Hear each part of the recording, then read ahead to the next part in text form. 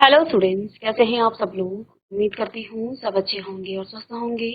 मैं मीना राणा आईसी की virtual class में आपका स्टूडेंट्स हम पढ़ रहे हैं क्षितिज भाग वो से हमने प्रीवियस लेक्चर में यहाँ पर नेताजी का चरित्र पढ़ी थी जो कि कैप्टन ने वाला ये चैप्टर आपने प्रीवियस लेक्चर में पढ़ लिया है और आज की क्लास में हम इसी चैप्टर के उत्तर के अभ्यास प्रश्न यहाँ पर करेंगे। चलिए, सेनानी ना होते हुए भी चश्मे वाले को लोग कैप्टन क्यों कहते हैं। देखिए, हवलदार साहब को लगा कैप्टन यानी कि ये एक सेनानी है, लेकिन बाद में पता चलता है कि जो कैप्टन है ये चश्मे वाला है। और है भी कैसा, इसका हुलिया कैसा था, एक बूढ़ा मरियल और लंगड़ा आदमी। ठीक है, लेकिन इसके मन में, इसके दिल में जो है देश के प्रति जो प्रेम, नेताजी के प्रति जो प्रेम था जो है, तो उसको कैप्टन क्यों कहते हैं।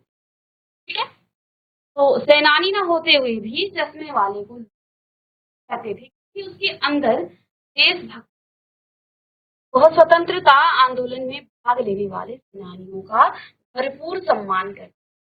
ठीक है ना, तो वो जो है एक देशभक्त के प्रति, उसके लिए जो है जो अपार प्रेम था, उसके मन में जो है जो प्रेम था, देशभक्ति की जो भावना थी, के चलते उसको क्या कैप्टन नाम से पुकारा जाता। सेनानी न होते हुए भी चश्मे वाले को लोग कैप्टन क्यों।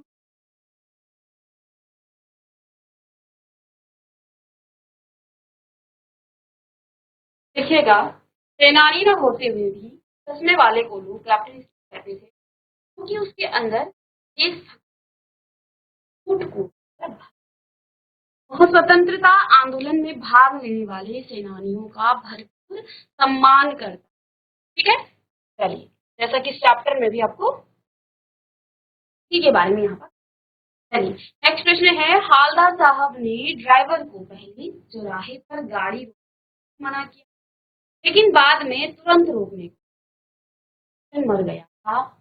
के बाद हालदार साहब ने अपने ड्राइवर को क्या कि उन्होंने क्या देखा, 2 बार लगातार नेताजी के मुख पर चश्मा नहीं था, क्योंकि जो चश्मा लगाया गया जो स्मारक है उस पर चश्मा नहीं, तो उन्हें बहुत बुरा भी लगा। और जब उनको ये बताया गया कि कैप्टन मर गया, तो उन्हें लगा कि अब शायद ही कौन बचा होगा जो इस प्रकार की भावना से दिल में। ठीक है, तो वो जो है वो चाहते हैं कि वो नेताजी की उस स्मारक मूर्ति की तरफ आंख उठाकर भी नहीं देखेंगे, लेकिन वो आदत से मजबूर थे। गाड़ी स्पीड में चल रही थी और उन्होंने पहले अपने ड्राइवर को क्या कहा कि चौराहे पर गाड़ी मत रोको। बाद में तुरंत से उन्होंने क्या कहा, जल्दी से उसे क्या कहा कि गाड़ी रोको, और वो चलती गाड़ी में, यानी कि जब गाड़ी की ब्रेक मारने की ऐसे भागे मानो पता नहीं। सच में जो है यहाँ पर वो क्या देखते हैं कि उस स्मारक पर अब एक चश्मा छोटे बच्चों ने उस पर लगा, तो उन्होंने क्या कहा, उन्होंने रोकने के लिए कहा। हालदार साहब पहले मायूस क्यों हो गए थे, ये 3 प्रश्न पूछे गए हैं। हालदार साहब ने ड्राइवर को पहले तो चौराहे पर रोकने के लिए मना किया था, बाद में तुरंत रोक। अब देखिए, हालदार साहब पहले मायूस क्यों हो गए थे, मूर्ति पर सरकंडे का चश्मा क्या उम्मीद जगाता है, और हालदार साहब इतनी सी बात पर भाव। तो लिखिएगा, हालदार साहब पहले मूर्ति पर सरकंडे का चश्मा क्या उम्मीद जगाता है। सरकंडे के चश्मे को देख करके हालदार साहब के मन में क्या उम्मीद जगी कि वो पहले मायूस को लगा शायद ही अब कोई तो इस मूर्ति पर कैप्टन की। हालदार साहब मूर्ति पर फिर से कैप्टन के मर जाने के बाद भी उस मूर्ति पर चश्मा लगा देख करके वो भावुक हो जाते। तो ऐसा वो क्यों करते, ऐसा क्यों। हालदार साहब पहले इसलिए मायूस हो गए थे क्योंकि वे सोच रहे थे कस्बे के चौराहे पर सुभाष चंद्र बोस मां तो अवश्य मिलेगी, परंतु उनकी आंखों पर चश्मा लगा नहीं मिलेगा। उनको लगा कि वो स्मारक तो वही है, वो मूर्ति तो वही होगी, लेकिन अब कैप्टन मर चुका है, तो अब शायद ही कोई इस कस्बे में, इस जो है कस्बे में ऐसा बचा होगा जो इस प्रकार की भाव। ठीक है, इसलिए वो बड़े मायूस थे, है ना। परंतु उनकी आंखों पर चश्मा लगा नहीं मिलेगा। चश्मा लगाने वाला देशभक्त जो कैप्टन है वो तो मर चुका है और वहां अब किसी ऐसी देश प्रेम की भावना नहीं। उनको लगा क्योंकि पान वाले ने पहले कैप्टन की और उनको हालदार साहब की बात बहुत बुरी लगी। देखो एक देशभक्त जो है किस प्रकार से सुभाष चंद्र बोस की मूर्ति पर, उनकी प्रतिमा पर जो है क्या लगा रहा है, चश्मा लगा रहा है। और उसके बाद ये जो पान वाला है वो उसे जो है इस प्रकार से उसे जलील कर रहा है, जो है मजाक बना रहा है। तो उनको जो है ये बात भी अच्छी नहीं। तो देखिए पहले वो मायूस क्यों थे, सोच रहे थे कि कस्बे के चौराहे पर सुभाष चंद्र बोस की प्रतिमा तो अवश्य मिलेगी, लेकिन उस प्रतिमा पर चश्मा नहीं मिलेगा, क्योंकि उन्हें लगा कि चश्मा लगाने वाला यानी कि देशभक्त कैप्टन था वो मर चुका है और अब कोई भी ऐसा नहीं बचा हो इस कस्बे। ठीक है, इसलिए वो कैप्टन निराश थे। फिर देखिए मूर्ति पर सरकंडे का चश्मा यह उम्मीद जगाता है अभी लोगों की मरी नहीं, भावी पीढ़ी बच्चों के अंदर देश प्रेम का जज्बा है, अतः देश का भविष्य सुरक्षित। तो ये जो सरकंडे का चश्मा था ये बच्चों ने लगाया हुआ था, ये देख करके हालदार साहब वहां पर भावुक भी हो जाते हैं और ये उम्मीद जगाती है ये घटना अभी भी हमारे देशवासियों का है, जो भावी पीढ़ी है उनमें अभी भी देशभक्ति और जज्बा जो है उसमें अभी भी मौजूद। इसलिए जो है वो उसे देख करके उनके मन में एक उम्मीद जागृत हुई और इसी घटना से जो है जब उन्होंने नेताजी की आंखों पर चश्मा लगा देखा तो हालदार साहब के मन की निराशा अचानक ही आसार, क्योंकि उन्होंने अपने ड्राइवर को तो बोल दिया था कि अब मैं जो चौराहे पर ना तो पान खाऊंगा और ना ही। जैसे ही वो नेताजी की प्रतिमा पर चश्मा देखते अपने ड्राइवर को क्या वो और फिर जल्दी से उस गाड़ी से उतर और उसे देख करके उनकी आंखों आंसू निकले। उनके मन में जो है एक निराशा उनके मन में आ गई थी, आशा की किरण अभी भी हमारे देश के जो भावी पीढ़ी हैं उनका उत्तर क्या है। जब उन्होंने नेताजी की प्रतिमा की आंखों पर चश्मा लगा देखा तो हालदार साहब के मन की निराशा की भावना अचानक ही और उनके हृदय की प्रसन्नता आंखों से आंसू बनकर झलक, उनको इतनी प्रसन्नता हुई कि उनकी आंखों से आंसू निकले। उन्हें यह विश्वास हो गया कि देशभक्ति की भावना भावी पीढ़ी के मन में भी पूरी तरह भरी हुई। अब ये घटना देख करके उनके मन में ये विश्वास आ गया जो है मन में जागृत अभी भी हमारा। नेक्स्ट प्रश्न है,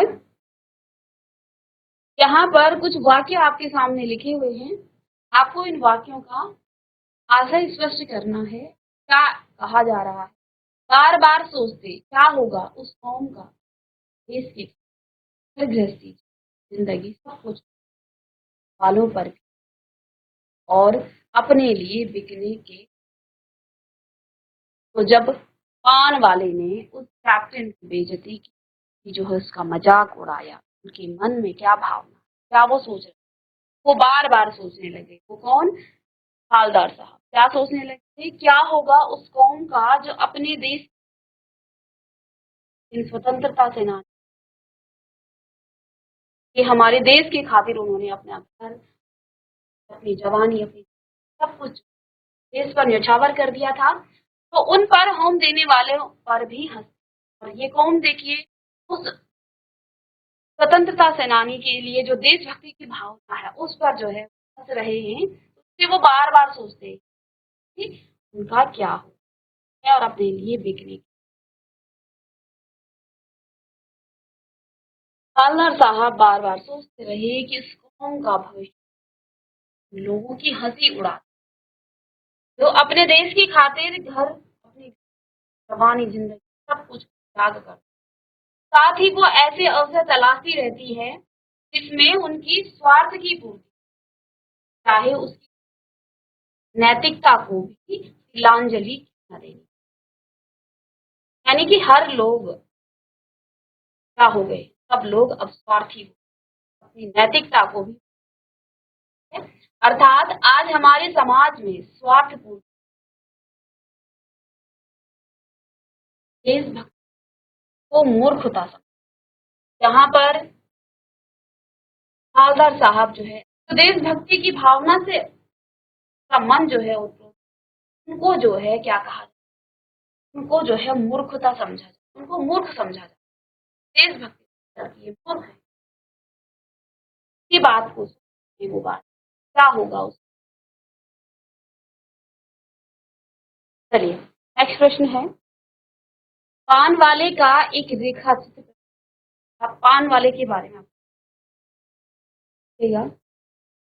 ये जो पान वाला था ये कैसा था, तो पान वाला काला था, मोटा और खुश मिजाज, उसके सिर पर गिने चुने ही बाल थे, ज्यादा पान खाने के कारण उसके दांत काले लाल हो चुके, क्योंकि जब हवलदार साहब के साथ वो बार बार बात कर रहा था तो बार बार इसी बात का यहाँ पर जिक्र हुआ कि उसके जो काले और लाल दांत, वो मुस्कुराता था बार बार, हवलदार साहब के प्रश्नों का उत्तर देने से पहले वो मुस्कुराता था, तो उसके दांत जो है काले और लाल हो चुके, वह हर दम अपने पान भरे। चलिए नेक्स्ट प्रश्न है नंबर 5, यहाँ पर क्या कहा, वो लंगड़ा क्या जाएगा फौज में, पागल है पागल। कैप्टन के प्रति पान वाले की स्थिति पर अपनी प्रतिक्रिया लिखी, ये कैप्टन के प्रति जो है उस पान वाले ने यहाँ पर शब्द कही, आपको अपने इसमें जो है आपकी अपनी प्रतिक्रिया बताना, क्या उसने सही कहा और क्या इसमें आपको गलत लगा, आपने टिप्पणी करना।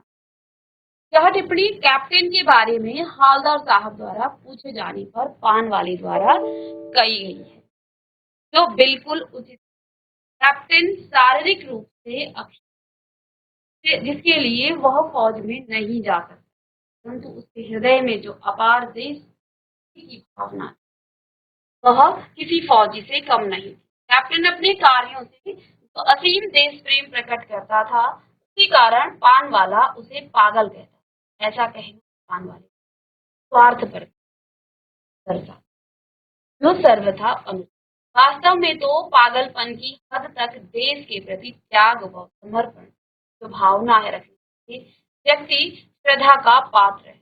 उपहास, यहाँ पर जो है पान वाले ने जो शब्द कहे वो बिल्कुल भी उचित है, तो इस तरह से जो है किसी की शारीरिक जो अक्षमता है उस पर जो है कभी भी टिप्पणी नहीं करना चाहिए, ये बहुत गलत है, ठीक है ना। तो यहाँ पर पान वाले ने जो है सबसे पहले तो उसके क्या कहा कि ये जो है क्या है, पागल है पागल, ये बिल्कुल अनुचित था, और ऐसा जो है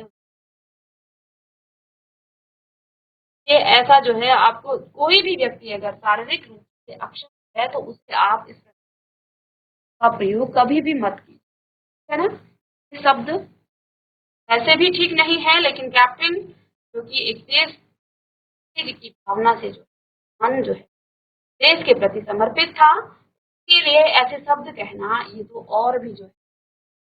चलिए तो स्टूडेंट्स मिलते हैं नेक्स्ट लेक्चर में, इसी जो आपके चैप्टर हैं इसी के प्रश्न लेके आएंगे हम नेक्स्ट लेक्चर में।